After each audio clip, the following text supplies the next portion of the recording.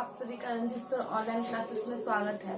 तो आज हम डाइजेस्टिव सिस्टम के बारे में पढ़ेंगे। क्लास 10th में जो एक टॉपिक है मानव में पाचन तंत्र, उसके बारे में आज हम पढ़ेंगे। तो इसमें हम यह जानेंगे जो डाइजेस्टिव सिस्टम क्या है, डाइजेस्टिव सिस्टम के अंतर्गत उसके कितने टॉपिक्स आते हैं, उसके बारे में पढ़ना है।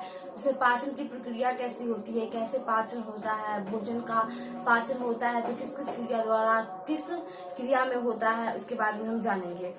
तो हमारा पहला यहाँ पे एक जिसमें आहार नल के बारे में तथा जो पूरी क्रिया मिलकर डाइजेस्टिव सिस्टम का निर्माण करता है उसके बारे में हम जानेंगे। तो मनुष्य तथा सभी उच्च श्रेणी के जंतुओं में, यानी कि जो मनुष्य और जितने भी उच्च श्रेणी के जंतु हैं उनमें भोजन के पाचन के लिए एक विशेष अंग होता है, यानी कि वो भोजन के पाचन की क्रिया के लिए उनमें एक विशेष अंग प्राप्त होता है, अंग होता है जो आहार नाल यानी कि एलिमेंट्री कैनल कहलाते हैं। आहार नाल से संबंधित कुछ पाचक ग्रंथियां, इसमें पाचक ग्रंथियां को हम इंग्लिश में डाइजेस्टिव ग्लैंड्स कहते हैं, तो उससे संबंधित पाचक ग्रंथियां होती है जो पाचन के लिए डाइजेस्टिव जूस यानी कि पाचक रस स्रावित करती है, जिससे भोजन का क्या होता है, पाचन होता है। तो आहार नाल तथा इससे संबंधित पाचक ग्रंथियां तथा पाचन क्रिया मिलकर एक डाइजेस्टिव सिस्टम का निर्माण करती है जो पाचन तंत्र कहलाता है। तो हमें इस डाइजेस्टिव सिस्टम में पढ़ने के लिए थोड़ा इसका लंबा प्रोसेस है, जो कैसे क्या होता है, पहले भोजन कहाँ जाता है, वहां पे क्या होता है, फिर उसके आगे भोजन कहाँ जाता है, वहां पे क्या होता है। तो इसके बारे में हमें जानने के लिए और अच्छे से समझने के लिए इसे हम टॉपिक्स, इसको हम एक टॉपिक बना दिए हैं, टॉपिक वाइज हमें पढ़ना है। इस टाइप का यहाँ पे एक टॉपिक बना है। तो यहाँ पे आप देखिए, जो इसका पहला टॉपिक है ओरल कैविटी, मुख गुहा, यानी कि जो आहार नाल का जो सबसे पहला भाग होता है वो मुख गुहा होता है, ओरल कैविटी होता है। दूसरा है हमारा फेरिंक्स, जिसको हम हिंदी में ग्रसनी बोलते हैं। तीसरा है ओरिशोफेगस, जिसे हम ग्रास नली बोलते हैं। चौथा है ग्लैंड्स, ग्रंथि, इसमें हम ग्रंथि के बारे में जानेंगे, जो क्या कौन कहाँ पे कौन सा ग्रंथि है, इसका क्या वर्क है। और पांचवा स्टोमच, आमाशय के बारे में जानेंगे। छठा है स्मॉल इंटेस्टाइन, इसका हिंदी नेम है छोटी आंत। सातवां है लार्ज इंटेस्टाइन, जिसका नाम है बड़ी आंत। आठवां है लिवर, यकृत के बारे में हम जानेंगे। नौवां है गॉल ब्लैडर, पित्ताशय के बारे में जानेंगे। 10वां है पैनक्रियास यानी अग्नाशय। और 11वां है टॉपिक डाइजेशन एंड एब्जॉर्प्शन, यानी कि पाचन तथा अवशोषण। और सबसे लास्ट है एंसेमिलेशन, स्वांगीकरण, यानी कि जो सबसे, यानी कि भोजन के पाचन का जो सबसे लास्ट पॉइंट है वो है एंसेमिलेशन यानी स्वांगीकरण। तो यहाँ पे हम टॉपिक्स देखे हैं जो कैसे क्या टॉपिक्स है, और यहाँ पे हम जो ये टॉपिक्स लिखा गया है लाइन बाय लाइन, ठीक इसी तरह हम सारे टॉपिक्स के बारे में एक एक करके जानेंगे। तो ये सब जानने से पहले हम ये जानेंगे जो आहार नाल क्या है। यहाँ पे तो हम जाने जो आहार नाल जो पाचन के लिए एक विशेष अंग होता है वो आहार नल कहलाता है।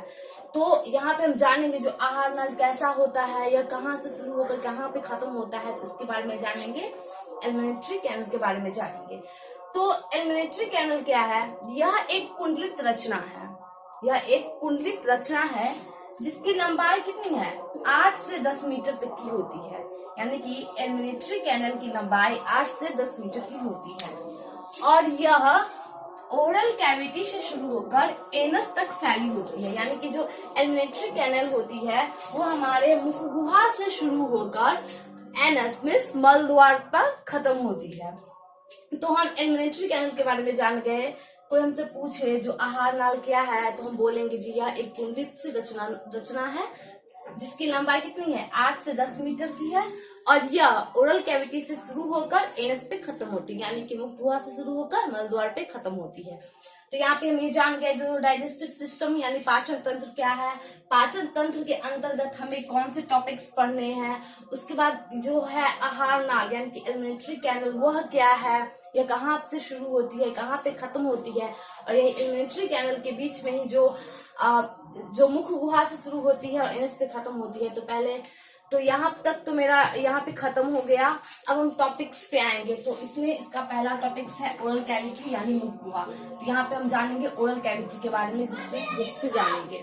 तो ओरल कैविटी, मुख गुहा, जो मुख गुहा है उसमें क्या क्या चीज आता है, मुख गुहा के अंतर्गत, ओरल कैविटी के अंतर्गत उसके अंदर क्या क्या आता है इसके बारे में हम जानेंगे।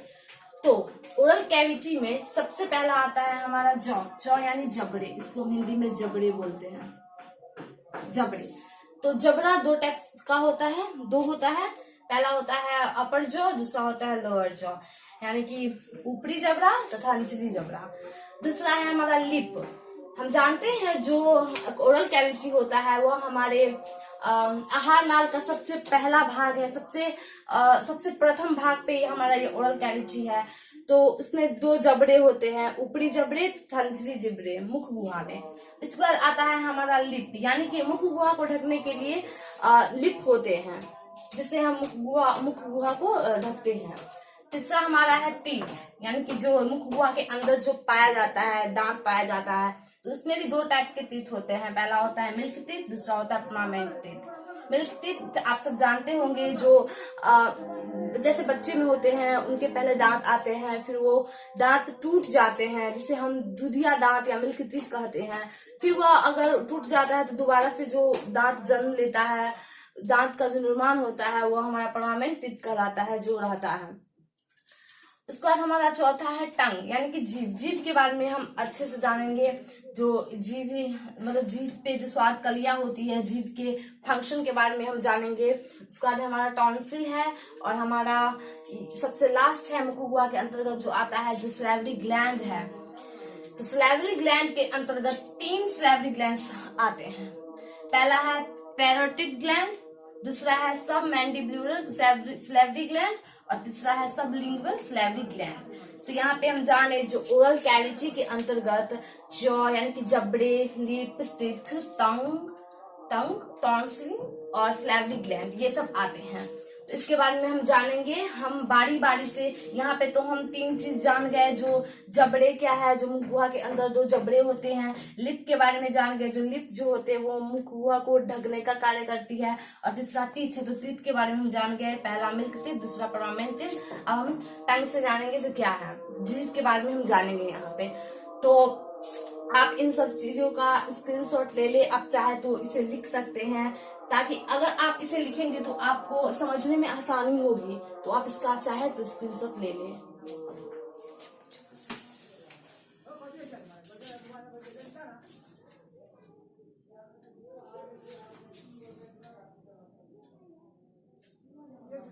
तो ओरल कैविटी में जो टीथ, जॉ, लिप था उसके बारे में हम जाने। और नेक्स्ट है टंग यानी जीभ। जीभ के बारे में हम जानेंगे। तो जो टंग होता है वह ओरल कैविटी में लोअर जॉ से जुड़े हुए रहता है, यानी कि वह मुख गुहा में नीचे वाले जबड़े से जो टंग होता है वो जुड़ा हुआ रहता है, जिसका ऊपरी सतह, यानी कि जो उसका यहाँ पे एक फिगर है टंग का, जिसका ऊपरी सतह क्या रहता है, रफ, खुरदरी रहता है, जिसे हम क्या कहते हैं, जिसे हम पैपिया कहते हैं, जिस पर टेस्ट बर्ड होते हैं, यानी कि स्वाद कली होते हैं। जीभ के जो सबसे ऊपर है वह सतह क्या होती है, खुरदरी होती है, और उसके ऊपर टेस्ट बर्ड होते हैं, तथा इसके निचली सतह चिकनी होती है, जिसमें रक्त नलिकाएं, क्या रक्त नलिकाएं होती है। तो क्या हम जाने, जो जीभ में, जीभ मुख गुहा के निचले वाले जबड़े से जुड़े हुए होते हैं, जिसके ऊपरी सतह क्या होती है, खुरदरी यानी कि रफ होती है, जिसे हम पैपिया कहते हैं, तथा उस खुरदरी वाले स्थान पे क्या होते हैं, टेस्ट बर्ड यानी स्वाद कली। इसका हिंदी नेम है स्वाद कली, स्वाद कली होता है, तथा इसके निचले सतह चिकनी होती है, इसके नीचे की सतह चिकनी होती है, जिसमें रक्त नलिकाएं होती है। टंग के विभिन्न स्थान पर अलग अलग स्वाद का पता चलता है। तो यहाँ पे हम फिगर देखें, ये टंग का फिगर है, यहाँ पे आप देखिए, जो इसका जो सबसे नीचे यानी कि यहाँ पर का जो सतह है वह स्वीट का, यहाँ से स्वीट का पता चलता है, जो मीठा है या नहीं। उसके बाद इसके थोड़ी ऊपर यानी साइड से सल्ट का पता लगता है, सल्ट यानी नमक का, और इसके बीच में सोर का, और सबसे ऊपर बिटर का पता लगता है। तो यहाँ पे हम जाने जो जीभ के किस अंग से यानी किस स्थान से हमें किस स्वाद का पता चलता है। और इसका जो फंक्शन है यानी कि जो फंक्शन ऑफ टंग, तो जीभ द्वारा स्वाद का पता लगता है पहली बात। दूसरा है जीभ द्वारा भोजन दांत के नीचे आता है। जीभ की सहायता से जो हम भोजन अपने मुख गुहा में डालते हैं तो वह जीभ की सहायता से ही दांत के नीचे आता है। जीभ द्वारा ओरल कैविटी साफ रहता है, यानी कि टंग के द्वारा जो हमारा ओरल कैविटी मुख गुहा है वो जीभ क्या करता है, उसे साफ रखना है। हमारा चौथा पॉइंट है जो जीभ की सहायता से भोजन को क्या कर पाते हैं, निगल पाते हैं। चूंकि टंग में हमारे जो सलाइवरी ग्लैंड्स होते हैं उससे जो लार ग्रंथि से जो लार की सहायता से क्या भोजन आगे निगल पाते हैं हम। पांचवा है जीभ की सहायता से हम बोल पाते हैं। सही बात है, टंग की सहायता से हम बोल पाते हैं। अब हमारा ये जो टंग है वो खत्म हो गया। इसमें हम जाने जो ये कहाँ जुड़ी हुई रहती है, वो निचले मुख गुहा में या नीचे वाले जबड़े में जुड़ी हुई होती है। इसके ऊपर टेस्ट बर्ड होते हैं। इसका जो ऊपरी भाग होता है वो रफ होता है। इसके फंक्शंस के बारे में हम जाने, जो इसके फंक्शंस क्या है ये सब के बारे में हम जान लिए। अब हमारा उसी में जो उस ओरल कैविटी में जो उसका सबसे लास्ट था वो है था हमारा क्या, सलाइवरी ग्लैंड्स, लार ग्रंथि। तो हम यहाँ पे सलाइवरी ग्लैंड्स के बारे में जानेंगे। तो जो सलाइवरी ग्लैंड्स है वह ओरल कैविटी में 3 जोड़ी में उपस्थित रहता है, यानी कि हमारे ओरल कैविटी में जो लार ग्रंथियां है वह 3 जोड़ी में उपस्थित रहता है। पहला है पैरोटिड ग्लैंड, वह कान के जड़ में रहता है, यानी हमारे मुख गुहा में कान के जड़ में क्या पैरोटिड ग्लैंड रहता है। दूसरा हमारा क्या है सबमैंडिबुलरी ग्लैंड, यह लोअर जॉ के नीचे रहता है, यानी निचले जबड़े में हमारा सबमैंडिबुलरी ग्लैंड रहता है। तीसरा है सबलिंगुअल ग्लैंड, यह हमारे टंग के नीचे रहता है।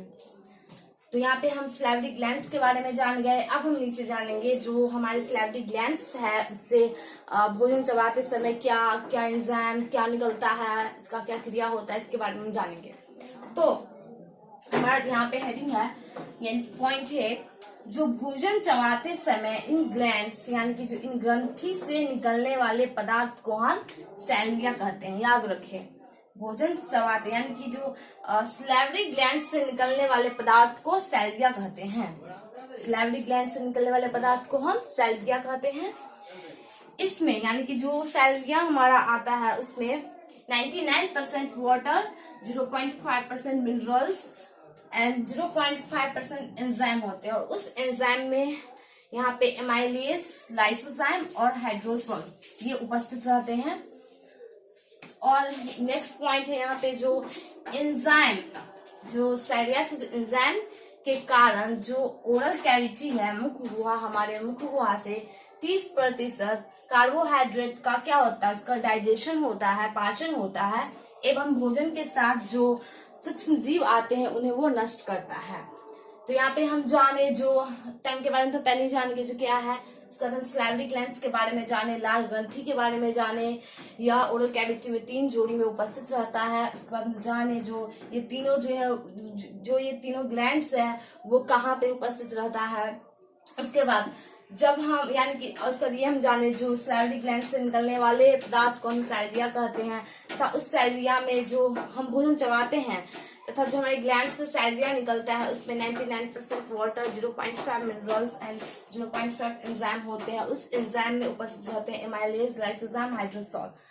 और नेक्स्ट जो एंजाइम के कारण जो ओरल कैविटी जो है वो 30% कार्बोहाइड्रेट का पाचन करती है एवं भोजन के साथ उपस्थित जो सूक्ष्मजीव होते हैं उन्हें वो नष्ट करते हैं।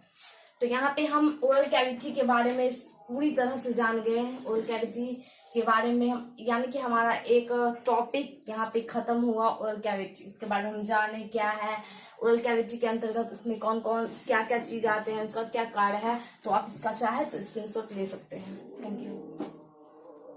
तो हमारा दूसरा टॉपिक है, हम पहले टॉपिक ओरल कैविटी के बारे में जान गए हैं। और हमारा दूसरा टॉपिक है फेरिंग्स, इसका हिंदी नेम है ग्रसनी। तो यहाँ पे अब हम फेरिंग्स के बारे में जानेंगे। तो फेरिंग्स क्या है, यह ओरल कैविटी का पृष्ठीय भाग है, यानी कि ओरल कैविटी मुख गुहा के पिछले वाले भाग में फेरिंग्स स्थित होता है, उपस्थित होता है तथा इस फेरिंग्स में 2 छिद्र होते हैं।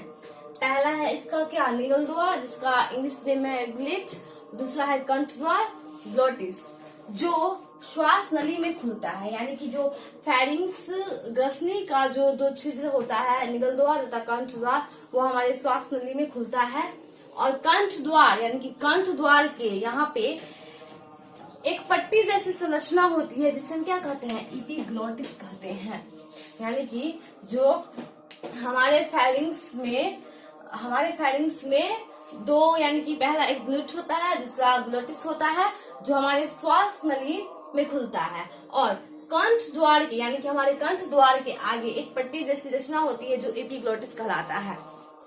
तो और मैं बता दूं आपको, जब हम भोजन करते हैं तो जब भोजन हमारे मुंह में आता है तो हमारे निगल द्वार में तो वो हमारे कंठ द्वार को जो एपिग्लोटिस यानी कि फेरिंक्स से यानी कि हमारा दो निकलता है, एक निगल द्वार, एक कंठ द्वार, एक श्वास नली और एक श्वास नली होता है और एक हमारा होता है, यानी कि एक हमारा विंड पाइप होता है, एक फूड पाइप होता है। मैं आपको ऐसे बता दूं, मुझे हिंदी में उतना याद नहीं है वो। तो हमारा एक फूड पाइप होता है, एक विंड पाइप होता है।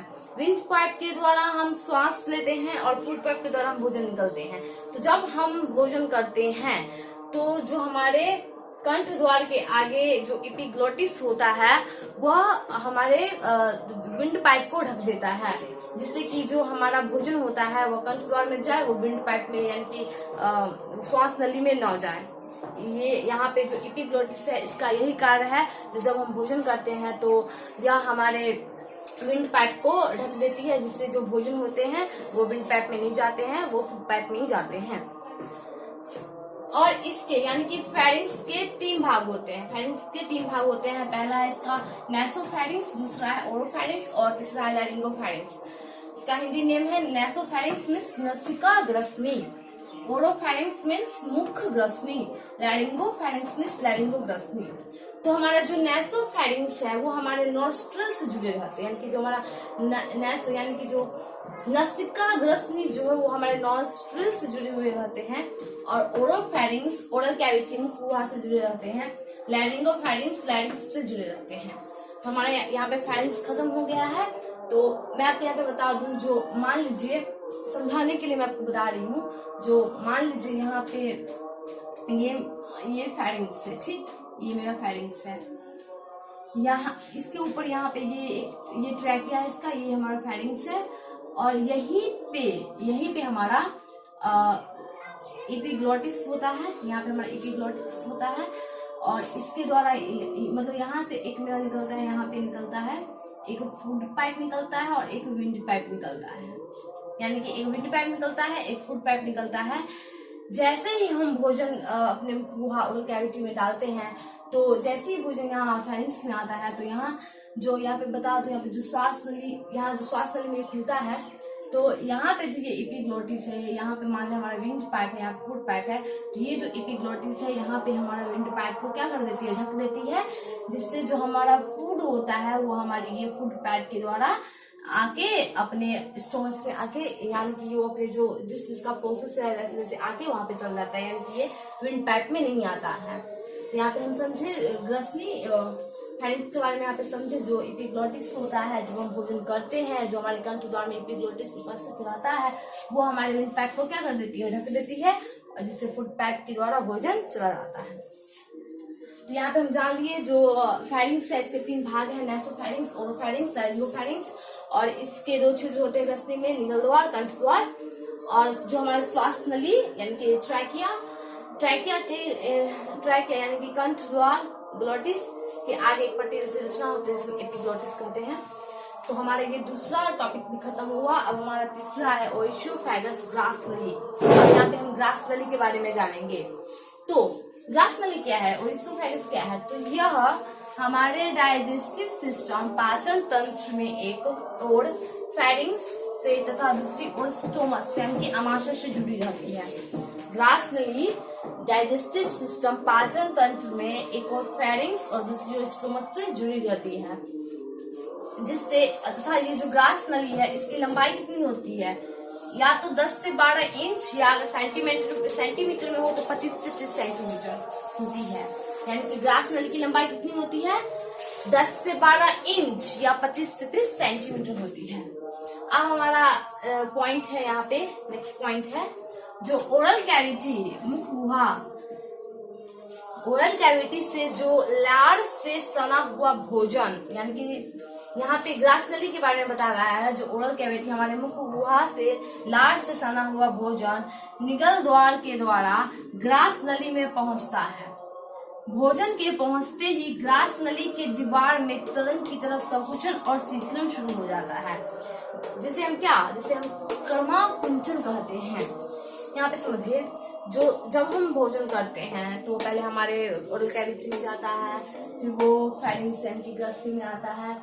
वहीं पे आपको बता दूं, जो ओरल कैविटी में जो हमारे लार ग्रंथियां होती है, जिससे लार से सना हुआ भोजन निगल द्वार के द्वारा ग्रास नली में पहुंचता है, और भोजन के पहुंचते ही ग्रास नली के दीवार में तरंग की तरह संकुचन और शिथिलन शुरू हो जाता है, जिस प्रक्रिया को हम क्रमाकुंचन कहते हैं। यहाँ पे आप क्रमाकुंचन समझिए। देखिए, यहाँ पे हमारा ग्रास नली है, तो यहाँ ग्रास नली में जैसे ही भोजन आया, तो क्या बता रहे हैं यहाँ पे, दीवार में तरंग की तरह संकुचन और शिथिलन। संकुचन जैसे कि यहाँ पे भोजन आया तो इस ग्रास नली में संकुचन होगा, फिर शिथिलन होगा भोजन, फिर संकुचन होगा, फिर शिथिलन होगा, यानी कि भोजन। तो आप देख सकते हैं यहाँ पे इसकी कैसे की तरंग के रूप में ये इसका जो प्रक्रिया चल रहा है, क्रमाकुंचन की प्रक्रिया चल रहा है ग्रास नली में। तो यहाँ पे इसी गति से, यानी कि जैसे भोजन आया, संकुचन हुआ, शिथिलन हुआ, संकुचन हुआ, शिथिलन हुआ, ऐसी प्रक्रिया चलते चलते इसी गति में जो भोजन है वो धीरे धीरे घिसकते जाता है और ये धीरे धीरे कहाँ पहुंच जाता है, स्टोमच में पहुंच जाता है। और यहाँ पे एक बात, जो हमारे भोजन की पाचन की क्रिया होती है वह ग्रास नली में नहीं होती है, यानी कि ओएसोफेगस में पाचन की, डाइजेशन की क्रिया नहीं होती है। यहाँ पे सिर्फ ये क्रमाकुंचन की क्रिया के द्वारा धीरे धीरे यह स्टोमच आमाशय में आता है। अब नेक्स्ट पॉइंट है, जो ग्रास नली की आंतरिक सतह सीलिया संरचना की होती है, जो भोजन में उपस्थित जो सूक्ष्म जीव होते हैं उन्हें वहां आने से वह रोकता है। तो यहाँ पे हम जाने जो फेरिंग्स क्या है, ओएसोफेगस क्या है, इसके तहत क्या होता है। जैसे हम भोजन लेते हैं तो जो एपिग्लोटिस होता है वो हमारे विंड पाइप को ढक देती है, ताकि वो पाइप के द्वारा भोजन जा सके। इसके 3 टैप्स के बारे में हम पढ़ लिए, कौन चीज से जोड़ना है, हुआ किस चीज से जुड़े रहते हैं, इसके बारे में हम जान लिए। यहाँ पे ओएसोफेगस ग्रास नली के बारे में जाने, जो डाइजेस्टिव सिस्टम में एक और फेरिंग्स और स्टोमच से जुड़ी हुई रहती है। इसकी लंबाई 10 से 12 इंच तथा सेंटीमीटर में बोले तो 25 से 30 सेंटीमीटर होती है। ओरल कैविटी में जो लार से सना हुआ भोजन होता है वो निगल द्वार के द्वारा हमारे ओएसोफेगस में पहुंचता है, और भोजन के पहुंचते ही ग्रास नली की दीवार में तरंग की तरह संकुचन शिथिलन होता है। इस प्रक्रिया को हम क्रमाकुंचन कहते हैं, और क्रमाकुंचन की प्रक्रिया के द्वारा जो भोजन होते हैं वो हमारे स्टोमच में आते हैं, और ग्रास नली में पाचन की क्रिया नहीं होती है। तो आप इसका स्क्रीनशॉट ले लें। अब हम नेक्स्ट पॉइंट के बारे में जानेंगे।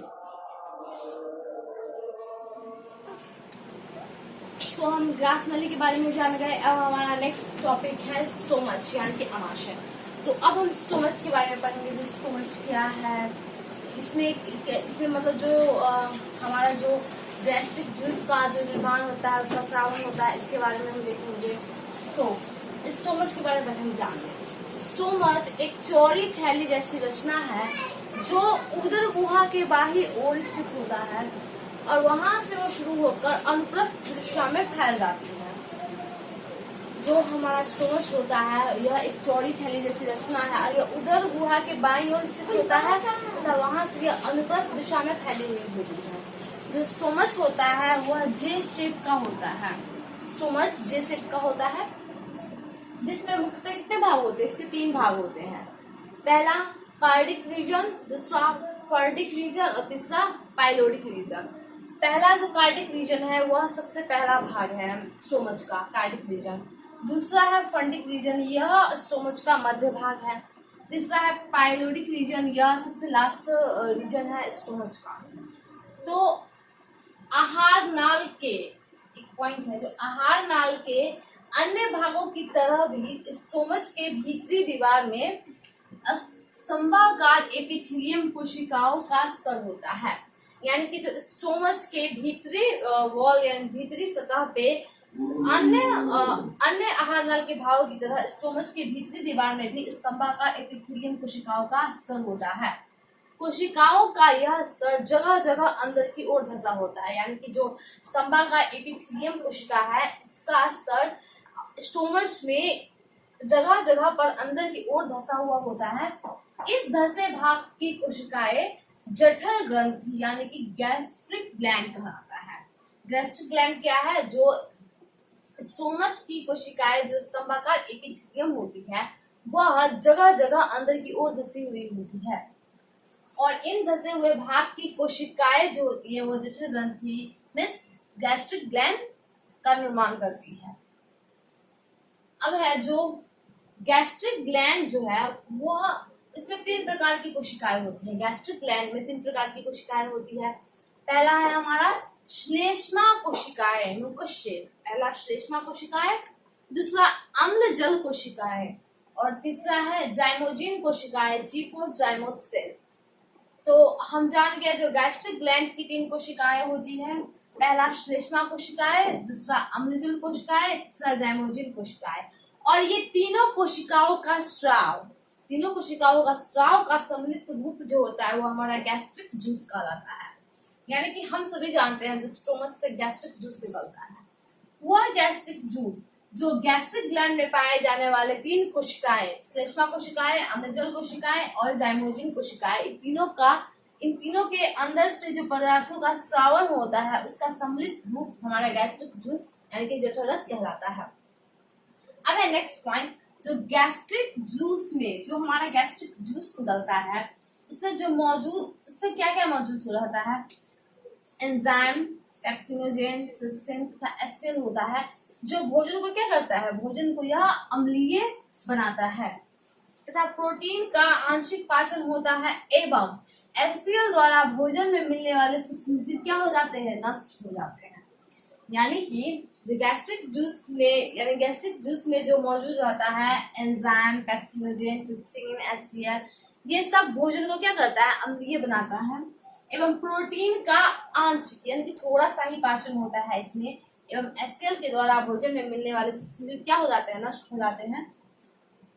अब हमारा नेक्स्ट पॉइंट है, जो हमारा स्टोमच है वह प्रतिदिन यानी कि हर दिन 3 लीटर क्या करता है? गैस्ट्रिक जूस स्रावित करता है। यानी कि हमारे स्टोमच में प्रतिदिन 3 लीटर गैस्ट्रिक जूस का स्रावन होता है। अब है नेक्स्ट पॉइंट, स्टोमच की ग्रंथियां से कभी कभी अत्यधिक क्या होता है? इसमें एसिडिक सेक्रेशन यानी कि अम्लीय स्राव अत्यधिक होने लगता है, जिसके कारण स्टोमच के भीतरी दीवार को जो सुरक्षित रहता है क्या? म्यूकस, यानी कि हमारे जो स्टोमच है उनके सबसे भीतरी दीवार को जो म्यूकस है वह सुरक्षित रखता है। उसका स्रावन किसके कारण? एसिडिक सेक्रेशन के कारण जो म्यूकस का स्राव होता है वह घट जाता है और ऐसी स्थिति में स्टोमच की दीवार में कहीं कहीं गोलाकार अंदर की ओर धंसा हुआ घाव निकल जाता है। ऐसा घाव क्या कहलाता है? अल्सर कहलाता है। यानी कि जो हमारे स्टोमच के ग्रंथि में, स्टोमच के वॉल यानी कि उसके ग्रंथियों से जो हमारे ये ग्रंथियां सब है, इसमें जो एसिडिक सेक्रेशन अत्यधिक होने लगता है, जिसके कारण जो हमारे कोशिका की वॉल यानी म्यूकस जो सुरक्षित रखता है वॉल को, उसका जो स्रावन है इस एसिडिक सेक्रेशन के अत्यधिक स्रावन से इसका स्रावन घट जाता है और ऐसी स्थिति में जो स्टोमच है इसमें गोलाकार धसे घाव उभर जाते हैं और यह घाव बाद में चलकर अल्सर नामक बीमारी का रूप ले लेता है। तो मैं आपको बता दूं, जो ऐसा केसेस जो अल्सर का केसेस है वह ज्यादातर उन व्यक्तियों में होता है जो भोजन यानी कि वो अपना भोजन या तो समय पर करते नहीं है या जो अत्यधिक जो लोग होते हैं जो फास्टिंग वगैरह करते हैं, तो उनमें ये सब केसेस ज्यादा होता है। क्योंकि देखिए जो हमारा प्रतिदिन जो हमारा 3 लीटर गैस्ट्रिक जूस स्रावित होता है, तो इसका तो वर्क है जो हमारे स्टोमच में जो भोजन है उस पे वो रिएक्शन करता है, उसको अम्लीय बनाता है, कुछ भी करता है। तो इसका ये काम है। अगर हम फास्टिंग में रहे तो हमारे स्टोमच में भोजन नहीं रहता है, लेकिन जो ये हमारा गैस्ट्रिक जूस है इसका श्रावण होता है ना, इसका जो श्रावण होता है तो यह भोजन पे ना करके उनके जो ग्रंथियों पे वो अटैक करने लगता है, जिससे उसमें क्या होता है, एसिडिक सेक्रेशन का मात्रा ज्यादा बढ़ने लगता है, जिसकी वजह से जो म्यूकस है वह उसका श्रावण घटने लगता है और ऐसी स्थिति में जो घाव है वो अल्सर का रूप ले लेता है। तो ऐसी स्थिति में यानी जो फास्टिंग वगैरह करते हैं, समय पे नहीं खाते हैं, उनमें ये अल्सर का केसेस होता है। आप इसका स्क्रीनशॉट ले लें।